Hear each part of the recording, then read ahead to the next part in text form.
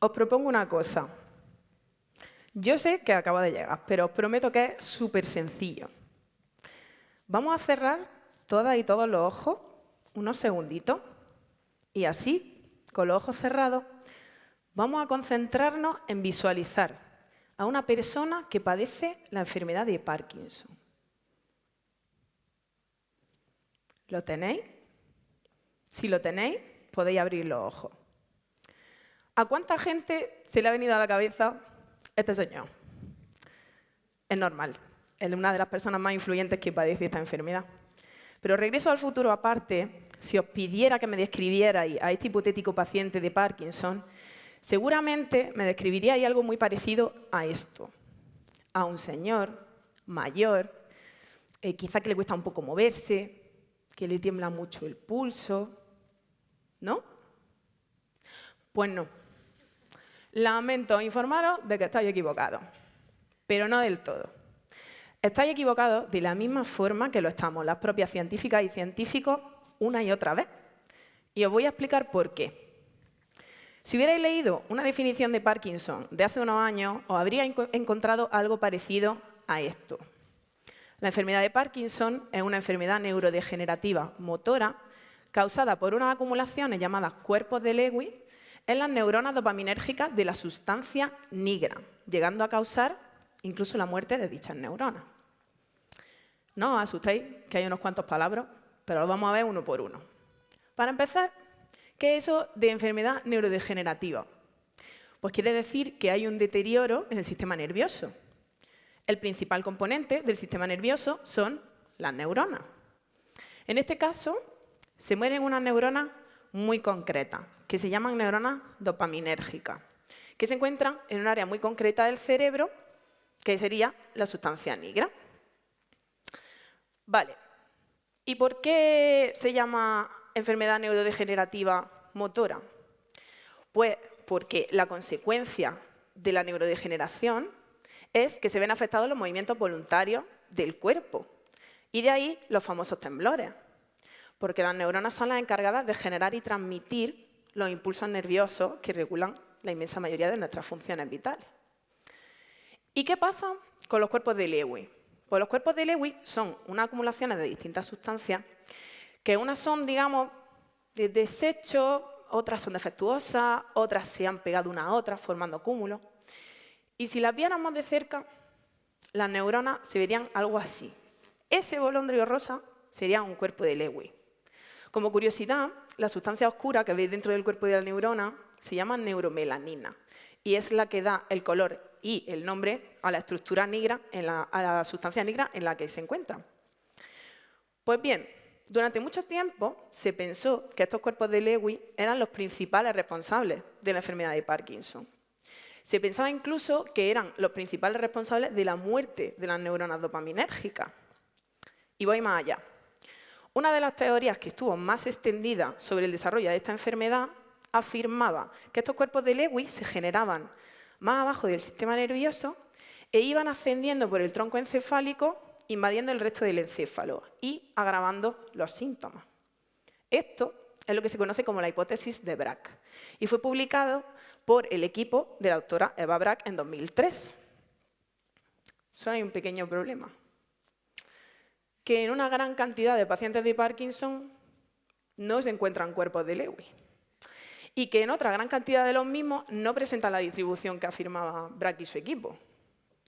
¿Se equivocaron estos investigadores? Sí, pero no del todo.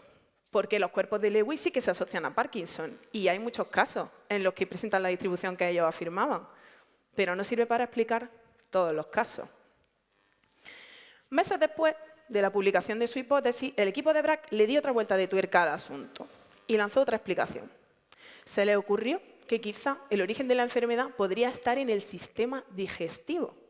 Propusieron que podría estar causado por un patógeno, un microbio aún sin identificar, que entraría en el cuerpo por las vías respiratorias, llegaría al digestivo y sería capaz de atravesar la pared del mismo, llegando finalmente al sistema nervioso a través del nervio vago. Que, por cierto, ¿vosotros sabíais por qué se llama nervio vago? Pues no es porque sea vago, es porque vaga por todo el cuerpo inervando un montón de órganos diferentes. Pues bien, el patógeno al que se refería el equipo de Brack ni está ni se le espera. Esta hipótesis no ha podido ser confirmada hasta la fecha. ¿Se volvió a equivocar este equipo? Sí. Sin embargo, la publicación de esta explicación lanzó de forma muy importante lo que ahora conocemos como el modelo intestino-cerebro, que ha cobrado mucha fuerza en el campo en los últimos años. Por ejemplo, se ha visto recientemente cómo la presencia de daño en la pared gastrointestinal está asociada con un mayor riesgo de padecer Parkinson. O se ha visto cómo determinadas dietas favorecen la presencia de bacterias específicas, lo que conocemos como flora intestinal, que pueden ser protectoras frente a esta enfermedad. Pero, ¿cómo se le ocurrió a Brack que una enfermedad que afecta al cerebro se pudiera originar en el sistema digestivo? Pues lo cierto es que Brack tenía motivos para pensar esto, porque resulta que una gran cantidad de pacientes de Parkinson presentan síntomas gastrointestinales muchos años antes del diagnóstico de la enfermedad. Síntomas como estreñimiento crónico, digestiones demasiado lentas que derivan en hinchazón, pérdida de peso inexplicable.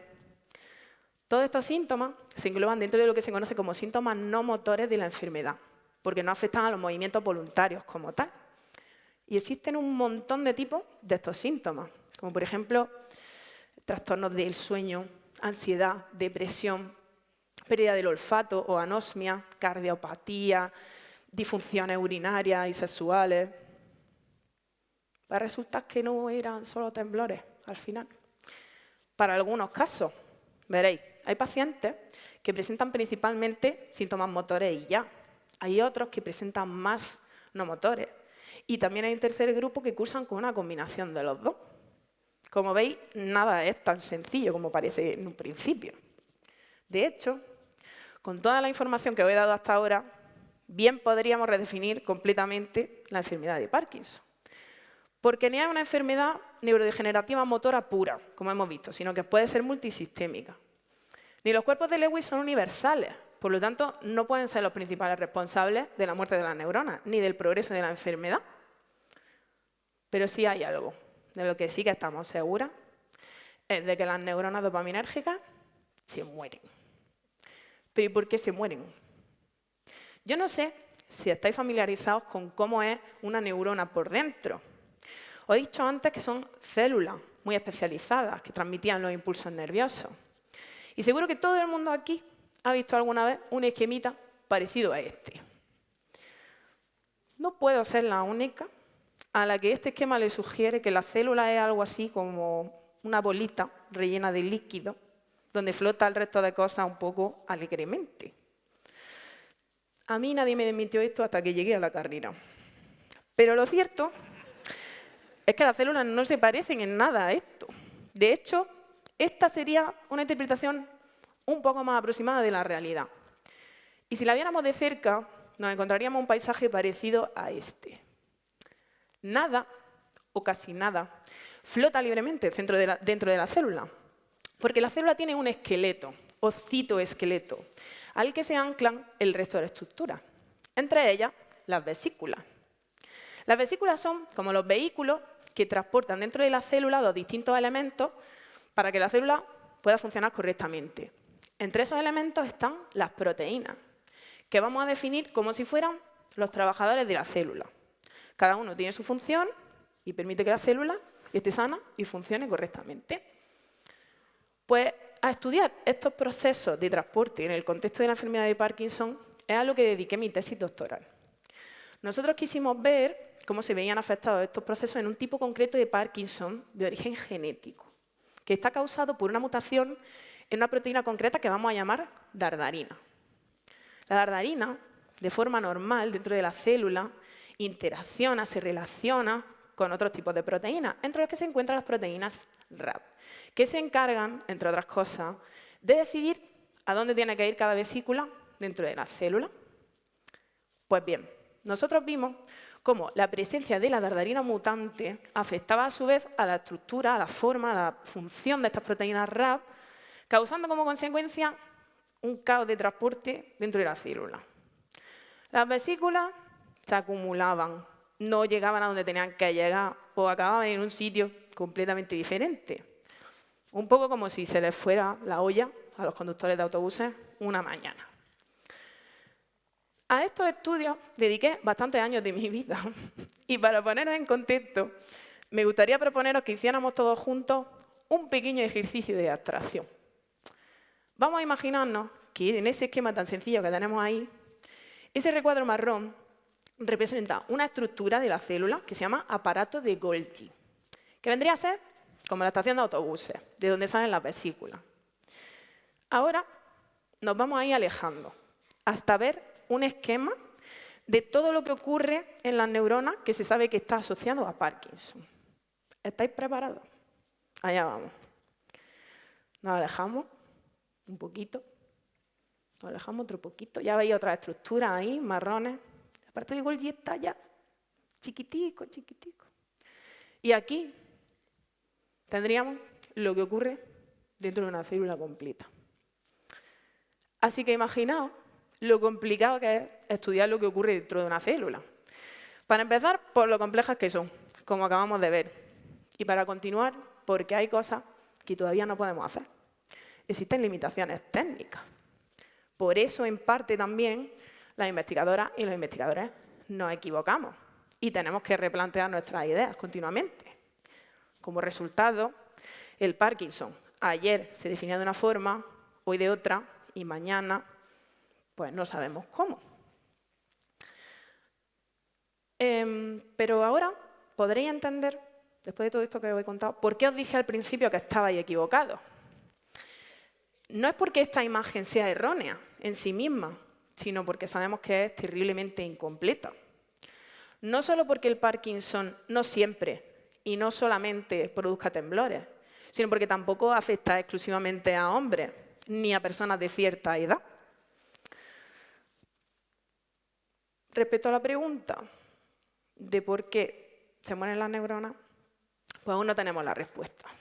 Sabemos que se ven afectadas distintas estructuras, no solo las vesículas o el aparato de Golgi, sino el propio citoesqueleto, o por ejemplo las mitocondrias, que son como las centrales energéticas de la célula.